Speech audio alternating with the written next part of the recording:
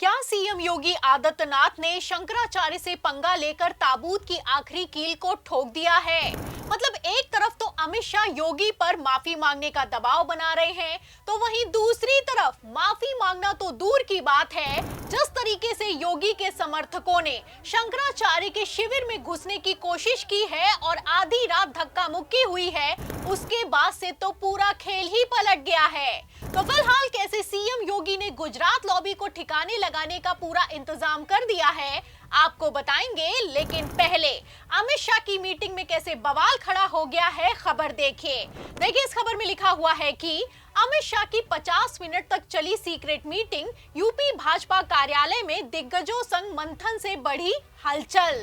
तो हलचल बढ़ना लाजमी है, क्योंकि शाह की सीक्रेट मीटिंग को लेकर दावा किया जा रहा है कि संगठन और सरकार में बड़ा फेरबदल होने वाला है और इस अचानक से होने वाले फेरबदल में सीएम योगी आदित्यनाथ की कुर्सी भी खतरे में आ गई है। खेल समझिए, मोदी काल का इतिहास है कि जब भी हिंदू वोट बैंक बटा है तो बीजेपी को नुकसान हुआ है। साल 2024 में अकेले यूपी से बीजेपी की 29 सीटें कम हो गई।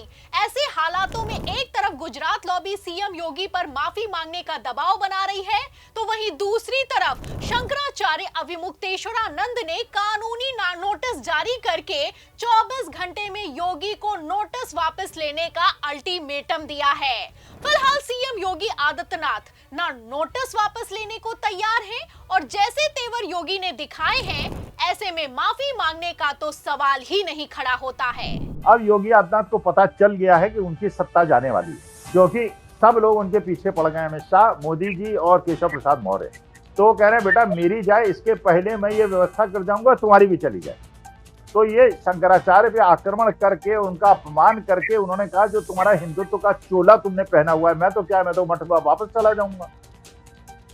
तो मठाधीश तो हैं वो, उनके फॉलोअर्स तो हैं, वहां भी आमदनी है, अच्छा खासा हिसाब किताब है, तो वो अपना चले जाएंगे गोरखपीठ पे। मोदी जी क्या करेंगे, अमित शाह साहब क्या करेंगे? तो अमित शाह ने और इन लोगों ने निपटा दिया है योगी आदित्यनाथ को, योगी आदित्यनाथ ने निपटा दिया भारतीय जनता पार्टी को।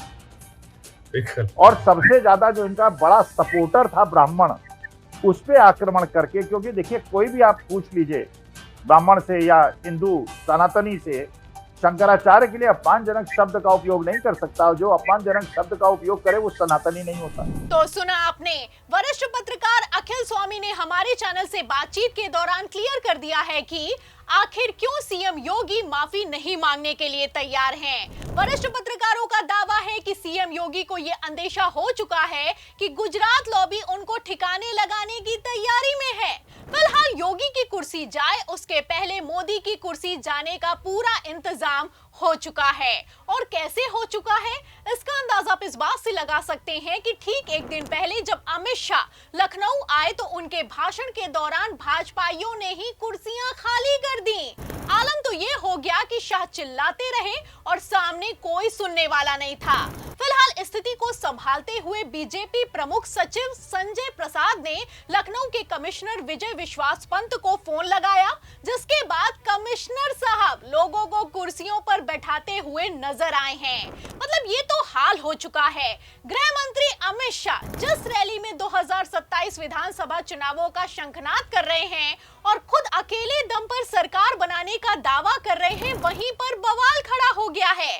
फिलहाल ये दावे कितना हवा हवाई है, इसका अंदाजा आप इस बात से लगा सकते हैं कि 2024 में जब हिंदू वोट बैंक बटा तो अकेले यूपी में भाजपा को 29, वहीं पूरे देश में 63 सीटों का नुकसान हुआ।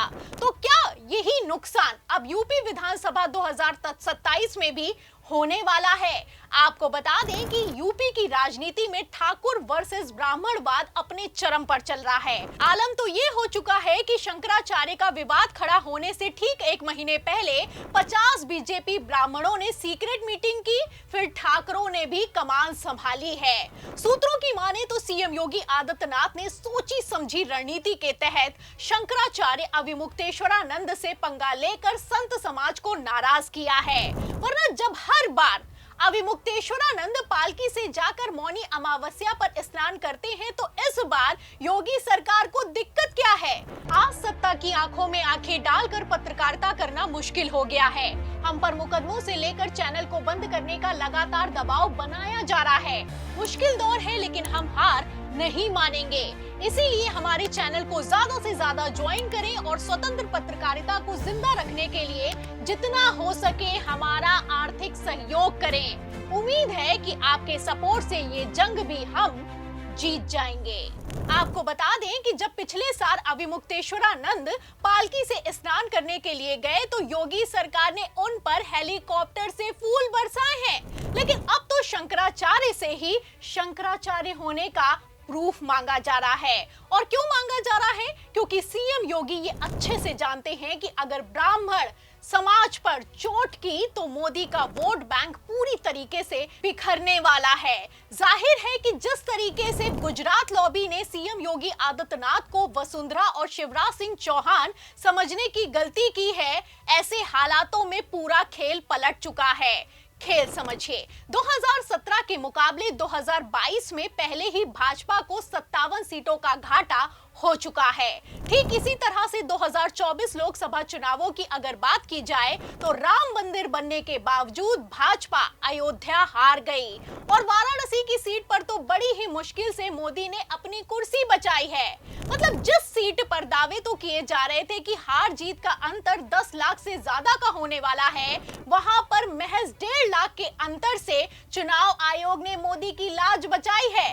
वैसे कहा तो जाता है कि यूपी से होकर दिल्ली का रास्ता निकलता है, लेकिन अगर यूपी में ही सीएम, डिप्टी सीएम और विधायक आपस में भिड़े जा रहे हैं, तो 2027 विधानसभा चुनावों में बीजेपी का क्या होगा? आपको क्या लगता है?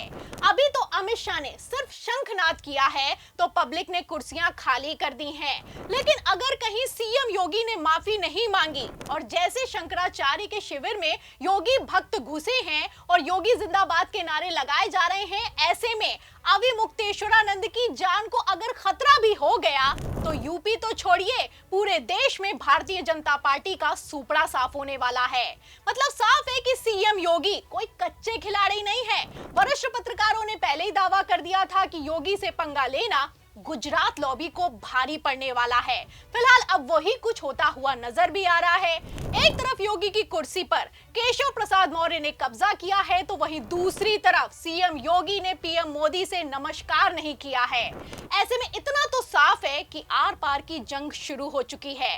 वरना जिस चुनाव आयोग को डिफेंड करने के लिए अमित शाह भरे सदन में राहुल गांधी से भिड़े जा रहे हैं, भरे सदन में चीख रहे हैं, चिल्ला रहे हैं, उसी चुनाव आयोग के खिलाफ सीएम योगी का जाना और शंकराचार्य को चुनाव से ठीक पहले धमकाना अपने आप में कोई छोटी बात नहीं है। फिलहाल सीएम योगी ने तो अपना दांव चल दिया है। अब अमित शाह की चाणक्य नीति क्या होगी?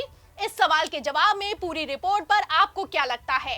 क्या योगी गए तो मोदी भी जाएंगे? जो भी आप सोचते हैं हमें कमेंट बॉक्स में जरूर लिखें। वीडियो को ज्यादा से ज्यादा शेयर करें, हमारे चैनल को लाइक करें, सब्सक्राइब करें, ज्वाइन करें। फिर मिलते हैं अगली खबर के साथ। तब तक के लिए धन्यवाद।